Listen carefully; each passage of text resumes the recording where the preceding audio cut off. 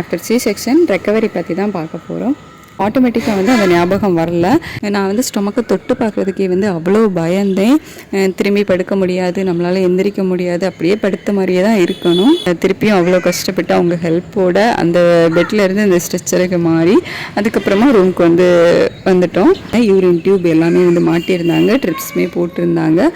Third டைமே நான் வந்து பெட்லேயே தான் படுத்திருந்தேன். ப்ளீஸ் நம்ம ஸ்டிச்சஸ் மேலே இருக்கக்கூடிய பேண்டேஜை ரிமூவ் பண்ணி விட்டுட்டாங்க. ரிமூவ் பண்ணிவிட்டு அந்த பெயின், அந்த புண்ணு இருக்கும்ல, ஸோ நமக்கு ஸ்டிச்சஸ் போட்ட இடத்துல இருக்கக்கூடிய அந்த புண்ணு எல்லாம் ஹீல் ஆகிடுச்சா அப்படின்னு சொல்லிட்டு பார்த்துட்டு அது மேலே வந்து ஒரு ஆயின்மெண்ட் போட்டு விட்டுட்டு நீங்கள் இனிமேல் எந்திரிச்சு நடந்து தான் வந்து ரெஸ்ட் ரூம் போகணும். நீங்கள் நல்லா நடந்தால் தான் உங்களை வந்து வீட்டுக்கு அனுப்ப முடியும், உங்களுக்கு நாளைக்கு டிஸ்சார்ஜ் கொடுக்க முடியும் அப்படின்னு வந்து சொல்லிட்டாங்க.